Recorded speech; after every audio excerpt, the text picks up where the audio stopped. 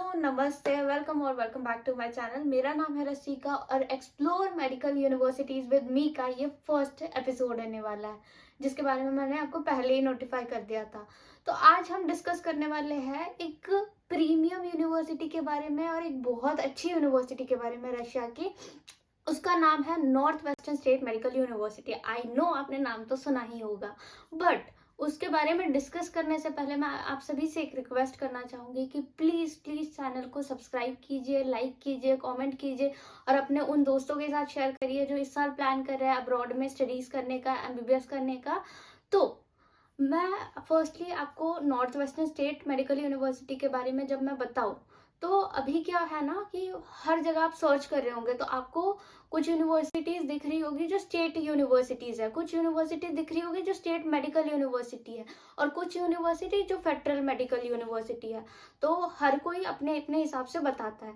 तो अब मैं बताती हूँ कि इनमें डिफरेंशिएटिंग फैक्टर क्या है। इन सभी में जो स्टेट यूनिवर्सिटी होती है और जो फेडरल यूनिवर्सिटी होती है वो मिनिस्ट्री ऑफ एजुकेशन के अंदर आती है, और जो स्टेट मेडिकल यूनिवर्सिटी होती है वो मिनिस्ट्री ऑफ हेल्थ के अंदर आती है। तो इसका फायदा क्या होता है, जो स्टेट मेडिकल यूनिवर्सिटी है वो कई सालों से चलते आ तो इसका फायदा क्या होता है, जो स्टेट मेडिकल यूनिवर्सिटी है वो कई सालों से चलते आ रही है। तो इसमें सिर्फ मेडिसिन की ही पढ़ाई होती है। तो इसमें मेडिसिन की पढ़ाई होती है और ऑफकोर्स गवर्नमेंट यूनिवर्सिटी है तो बहुत सारे हॉस्पिटल से भी इनका टाई अप्स होता है अच्छा। और ऑफकोर्स मिनिस्ट्री ऑफ हेल्थ से एसोसिएटेड होने का एक और एडवांटेज ये है कि जो भी हेल्थ केयर से रिलेटेड आपको इन्फॉर्मेशन होगी वो प्रॉपर मिलेगी। और जो मिनिस्ट्री ऑफ एजुकेशन के अंदर आती है उसमें और भी फैकल्टीज होंगी, जैसे कि इंजीनियरिंग एक्सेट्रा एक्सेट्रा। तो ये जो यूनिवर्सिटीज हैं इनका ट्रेंड अभी अभी आया है और इनको परमिट अभी अभी मिली है, बट जो स्टेट मेडिकल यूनिवर्सिटीज है ये कई सालों से चलती आ रही है। तो आप यहीं पे एक डिफरेंस बड़ा देख सकते हैं। आज के वीडियो में हम क्या क्या कवर करने वाले हैं पहले मैं उसके बारे में बता दूं, और हर वीडियो इस सीरीज का इन्हीं सब चीजों से, इन्हीं सब पॉइंट से हम लोग एक आइडिया लेके ही बनाएंगे।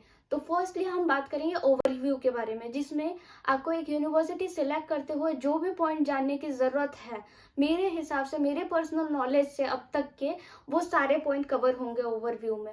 सेकेंडली एक बजट जानने की आपको बहुत ज़रूरत होती है, तो बजट हम एक टोटल मतलब मोटा मोटा बजट बताने की कोशिश करूंगी मैं। और बजट से रिलेटेड और एक मैंने वीडियो बना रखी है तो आप आई बटन से डायरेक्ट जाके मेरा वो वीडियो देख सकते हैं। थर्ड हम बात करेंगे कुछ मिथ्स के बारे में, और फोर्थ हम बात करेंगे कुछ एडवांटेजेस पॉइंट या जिसको हम बोल सकते हैं हाईलाइटेड पॉइंट इस यूनिवर्सिटी के, उसके बारे में बात करेंगे। सो चलिए चलते हैं, विदाउट फर्दर ड्यू हम वीडियो स्टार्ट करते हैं। अभी हम बात करते हैं इस यूनिवर्सिटी के ओवरव्यू के बारे में। जो north western state medical university है ये लोकेटेड है सेंट पीटर्सबर्ग में। आपके पापा से लेकर मम्मी तक और मम्मी से लेकर दादी तक आप किसी से भी पूछोगे कि रशिया के किन्हीं दो सिटीज का आपको नाम बता दे, तो पहला वो बताएंगे मॉस्को, सेकंड वो बताएंगे सेंट पीटर्सबर्ग।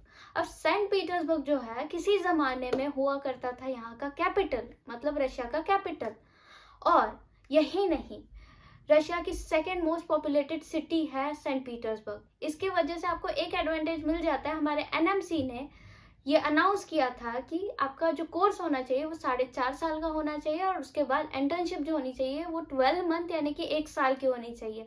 तो इंटर्नशिप आपको बेस्ट कब मिल पाएगी, जब वहाँ पे पेशेंट की जो फ्रीक्वेंसी होगी वो बहुत अच्छे अमाउंट में होगी। और फ्रीक्वेंसी कैसे अच्छे अमाउंट में होगी, पॉपुलेशन के हिसाब से। तो यहाँ की पॉपुलेशन जो है वो एक एडवांटेजेस पॉइंट आपके लिए बन जाता है। तो अभी हम बात करते हैं ये यूनिवर्सिटी इस्टेब्लिश कब हुई थी। तो ये यूनिवर्सिटी इस्टेब्लिश हुई थी 1907 में। 1944 से लेकर 1945 तक ये यूनिवर्सिटी WHO की लिस्ट में आ चुकी थी, और WHO की डिक्शनरी में आप पेज नंबर 329 पे ये चीज़ देख सकते हो। एंड उसके बाद अगर हम बात करें कि आप अगर पूछना चाहो कि ये यूनिवर्सिटी इतनी ही ओल्ड है तो क्यों इसे हर कोई नहीं जानता है इंडिया में, जबकि मैं ये भी बोल रही हूँ कि इस यूनिवर्सिटी में आपके फादर के ज़माने से लोग पढ़ने जा रहे हैं इंडिया से, और बहुत से बैचेस पास आउट हो चुकी है। तो इसका मेन रीज़न ये है कि 2011 में क्या हुआ था, इस यूनिवर्सिटी का नेम चेंज होके north western state medical university रख दिया था। लोकेशन वाइज ये चीज़ हुई थी। यहाँ पे बहुत से बैचेस पास आउट अभी तक हो चुकी है। और इसमें आप सोचोगे कि पहले इंडियंस की फ्रीक्वेंसी कम क्यों थी, तो उसका मेन रीजन था यूरोपियंस के लिए सबसे बड़ा अट्रैक्शन था सेंट पीटर्सबर्ग और ये यूनिवर्सिटी, लोकेशन वाइज भी और ये यूनिवर्सिटी स्टडी वाइज भी बहुत अच्छी है, दैट्स वाई ये अट्रैक्शन हुआ करता था। तो सबसे ज्यादा वहाँ यूरोपियंस जाते थे। बट जब से सैंक्शंस लगे हैं तो उसके बाद क्या हुआ, पहले इंडियंस को वहां पे सीट मिलने में दिक्कत होती थी। क्यों? क्योंकि तब तक यूरोपियंस अपनी सीट ऑलरेडी बुक कर चुके होते थे जब तक इंडियन स्टार्ट करते थे अपना प्रोसेस। बट सैंक्शन लगने के बाद हमारे लिए प्रोसेस और भी इजी हो गई और हमारे लिए सारी चीजें बहुत अच्छी हो गई। बट आप सोचोगे कि कुछ साल के लिए यहाँ पे एडमिशन इनटेक थोड़ा रुक सा गया था। वो क्यों हुआ था वो मैं मिथ में आपको कवर कराऊंगी। और इसके बाद हम बात करते हैं कि यहाँ का कोर्स जो है वो फुल्ली इंग्लिश है या नहीं है। तो यहाँ का कोर्स फुल्ली इंग्लिश है। बट आप पूछोगे कि दीदी यहाँ की वेबसाइट में तो ये मेंशन है कि ये कोर्स जो है वो बाइलिंगुअल है। तो यार देखो क्या हुआ करता था, पहले जो कोर्स हुआ करते थे ना वो बाइलिंगुअल होते तो फिर भी कोई दिक्कत नहीं होती थी, क्योंकि इंडियन गवर्नमेंट के ऐसे कोई रूल्स थे नहीं एज सच। बट अभी जब से रूल्स आए हैं तब से सारी यूनिवर्सिटीज ने अपना जो कोर्स है वो इंग्लिश में प्रोवाइड कराना स्टार्ट कर दिया है। Same with north western state medical university. यहाँ का भी कोर्स फुल्ली इंग्लिश है। आपके जितने भी डॉक्यूमेंटेशन है उसमें लिखा होगा कि ये जो कोर्स है वो 6 ईयर के ड्यूरेशन में होगा और फुल्ली इंग्लिश मीडियम में होगा। और इसके बाद यहाँ के क्लाइमेट की अगर हम बात करें तो 1991 से लेकर 2020 का मैंने डाटा यहाँ पे लगा दिया आपके स्क्रीन पे, तो आप यहाँ पे देख सकते हो कि यहाँ का क्लाइमेट कैसा रहता है हर सीजन में। और अभी हम अगर बात करें यहाँ के कनेक्टिविटी के बारे में, तो आप इंडिया से डायरेक्ट सेंट पीटर्सबर्ग के लिए फ्लाइट ले सकते हो, या तो वाया मॉस्को आ सकते हो, या तो आप वहाँ से ट्रेन से भी आ सकते हो, मॉस्को से ट्रेन से भी आ सकते हो। तो यहाँ पे कनेक्टिविटी कोई भी बैरियर नहीं है। बहुत से यूनिवर्सिटीज में क्या होता है, कनेक्टिविटी बैरियर होता है। कहीं का इंटरनेशनल एयरपोर्ट बंद है, कहीं पे हम ट्रेन से नहीं जा पा रहे, ऑन रोड जाना पड़ रहा है, तो यहाँ पे कनेक्टिविटी बैरियर है ही नहीं।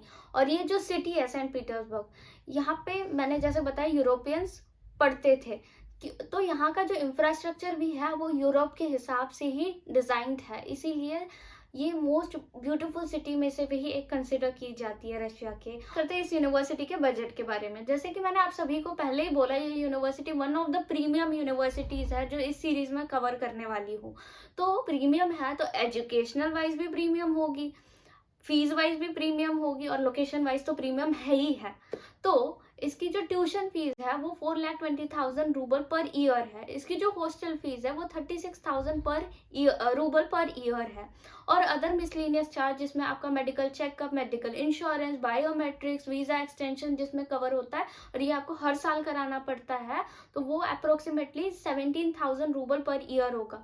और अगर इसके ओवरऑल अगर बजट की मैं बात करूँ तो वो है 30 से 35 लाख के रेंज में ये यूनिवर्सिटी है। ओवरऑल 6 ईयर आप 30 से 35 लाख के रेंज में कर सकते हो। तो इसी रेंज में और भी यूनिवर्सिटीज आती है, ना उनका लोकेशन अच्छा है ना उनका एजुकेशन अच्छा है, फिर भी आपको बहुत अच्छा प्रेजेंट करके बताया जाता है।